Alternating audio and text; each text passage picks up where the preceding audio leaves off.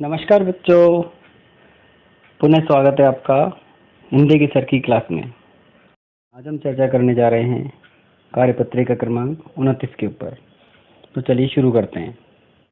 कार्यपत्रिका में दिया हुआ पद्यांश आपकी पाठ्यपुस्तक क्षितिज के काव्यखंड से लिया गया है। राम लक्ष्मण परशुराम संवाद। इसका पूर्वांश हम पिछले वीडियो में देख चुके हैं। आइए हम इसका सहस्र वाचन करते हैं। कहूँ लखन मुनि सीले तुम्हारा, को नहीं जान विदित संसारा। मात पिता ऋण भयनी के, गुरु ऋण रहा सोच बड़े जी के। जो जनु हम रही माथे काड़ा, दिन चली गए ब्याज बड़े बाड़ा। अब आनी है व्यवहरिया बोली, तुरत देव में थैली खोली। सुनी कटु वचन कुठार सुधारा, हाय हाय सब सभा पुकारा।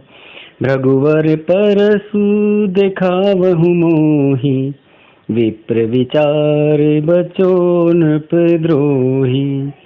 मिले न कबहू सुभट रन गाड़े, द्विज देवता धरही के बाड़े। अनुचित कहीं सब लोग पुकारे, रघुपति सय नहीं लखन निवारे। लखन उतर आहुति सरिस, भृगुवर कोप कृशानु। बढ़त देखी जल समवचनु, बोले रघुकुल भानु। उम्मीद है आपने इसे मेरे साथ दोहराया होगा। आइए अब आगे बढ़ते हैं। सर्वप्रथम इसका हम भावार्थ देखते हैं। लक्ष्मण ने परशुराम से कहा कि आप कितने शील स्वभाव वाले हैं। ये बात सारा संसार जानता है। दरअसल ये बात लक्ष्मण जी ने परशुराम जी से व्यंग्यात्मक रूप से कही। माता पिता के ऋण से तो आप अच्छी तरह मुक्त हो गए, लेकिन गुरु का ऋण बाकी रह जाने से आपके मन में बड़ी चिंता थी। आपने उस ऋण को अब हमारे माथे मंड दिया। दिन भी बहुत ज़्यादा हो गए, इसलिए ऋण का ब्याज भी काफ़ी बढ़ गया होगा। अब आप किसी हिसाब को लगाने वाले को अर्थात मुनीम को बुला लीजिए। आपका जितना ऋण निकलेगा मैं तुरंत थैली खोलकर चुका दूंगा। इस प्रकार लक्ष्मण जी व्यंग्यात्मक रूप से कड़वे वचन बोल रहे हैं। लक्ष्मण के इन कटु वचनों को सुनकर परशुराम ने अपना फरसा संभाल लिया और वो लक्ष्मण पर प्रहार करने को उद्यत हो गए। यह देखकर सब सारी सभा हाहाकार करने लगी, सब चिल्लाने लगे। इतने पर भी लक्ष्मण चुप नहीं हुए और फिर बोले हे भृगुवंशी, अरे है परशुराम, आप मुझे फरसा दिखाकर डराना चाहते हैं। अरे क्षत्रियों के शत्रु, आप ब्राह्मण हैं, इसलिए मैं आपसे युद्ध करने से बच रहा हूँ। आपका अभी तक युद्ध में अच्छे योद्धाओं से पाला नहीं पड़ा। आप घर में ही वीर बने हुए हैं। लक्ष्मण को अभद्र वचन कहते सुनकर सभी लोग उनके व्यवहार की निंदा करने लगे। सब कहने लगे कि लक्ष्मण जी गलत बोल रहे हैं। तब राम ने अपने नेत्रों के संकेत से लक्ष्मण को अधिक बोलने से मना किया, शांत किया। परशुराम की क्रोध रूपी अग्नि को लक्ष्मण के उत्तर आहुति के समान और ज्यादा भड़का रहे थे। क्रोध रूपी अग्नि को बढ़ते देखकर राम ने जल के समान शीतल वचन बोलकर परशुराम के क्रोध को शांत करने का प्रयास किया। ये तो हुआ इसका भावार्थ। अब हम इस काव्यांश के शब्दार्थ देखते हैं। शील का तात्पर्य है स्वभाव। नीके का तात्पर्य है अच्छी तरह। जी मानी हृदय। माथे काड़ा मतलब हमारे माथे मंड दिया, हमारे खाते में लिख दिया। व्यवहरिया हिसाब लगाने वाला मुनीम। भृगुवर परशुराम। विप्र ब्राह्मण।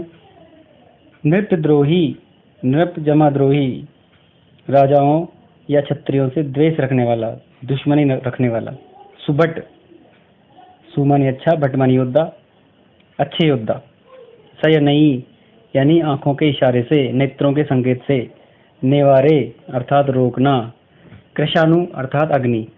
तो बच्चों ये हो गया इसका भावार्थ और शब्दार्थ। उम्मीद है इसका भावार्थ आपके समझ में आ गया होगा।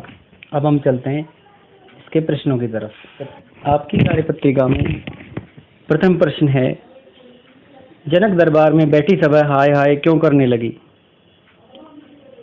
इसका उत्तर इस प्रकार होगा, लक्ष्मण के कटु व्यंग्य वचनों को सुनकर परशुराम जी ने अपना फरसा हाथ में संभाल लिया और वे लक्ष्मण पर प्रहार करने को तैयार हो गए। यह देखकर सभा हाय हाय करने लगी।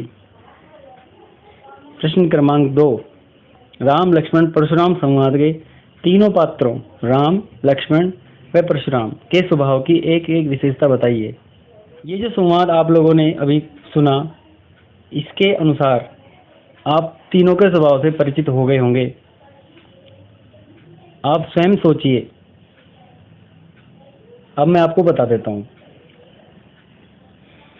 राम लक्ष्मण परशुराम संवाद के तीनों पात्रों में राम अत्यंत शांत स्वभाव के हैं, लक्ष्मण उनके विपरीत स्वभाव अर्थात क्रोधी स्वभाव के हैं और परशुराम तो अति क्रोधी स्वभाव के धनी हैं। वो बात बात में गुस्सा हो जाते हैं। प्रश्न नंबर 3, लखन उतर आहुति सरिस भगवर कोप कृशान बढ़त देश जल सम वचन बोले रघुकुल भान। इसका हमें भाव स्पष्ट करना है, किस भाव की जागृति होती है। मैं स्पष्ट कर देता हूँ।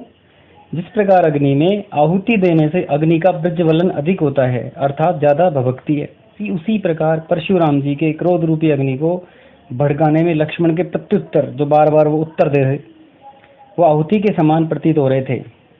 जिस प्रकार अग्नि में अगर शीतल जल डाल दिया जाए तो वो शांत हो जाती है, उसी प्रकार परशुराम जी की क्रोध रूपी अग्नि को बढ़ते देखकर रघुवंश के सूर्य अर्थात श्री राम वो जल के समान वचन बोले ताकि परशुराम जी की क्रोधाग्नि शांत हो सके। प्रश्न नंबर 4, साहस और शक्ति के साथ विनम्रता भी हो तो बेहतर है। राम लक्ष्मण परशुराम संवाद के आधार पर टिप्पणी कीजिए। इसका उत्तर क्रमांक 4, साहस और शक्ति के साथ विनम्रता भी हो तो बेहतर है। यह कथन राम लक्ष्मण परशुराम संवाद के अनुसार बिल्कुल सार्थक है, क्योंकि यदि व्यक्ति के चरित्र में शक्ति के साथ विनम्रता भी है तो बड़े से बड़ा काम भी आसान हो जाता है। कई बार ऐसे काम होते हैं जो शक्ति से संभव नहीं है, लेकिन विनम्रता उन कामों को कर देती है।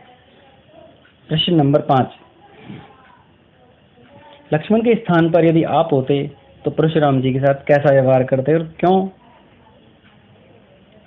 अब इस प्रश्न का उत्तर तो आप ही लोग लिखेंगे, क्योंकि आपने पूरा पद्यांश पढ़ लिया है, मेरे साथ दोहरा भी लिया है, इसका भावार्थ भी देख लिया है। तो आप स्वयं लिखिए कि अगर आप लक्ष्मण के स्थान पर होते तो किस प्रकार का व्यवहार परशुराम जी के साथ करते।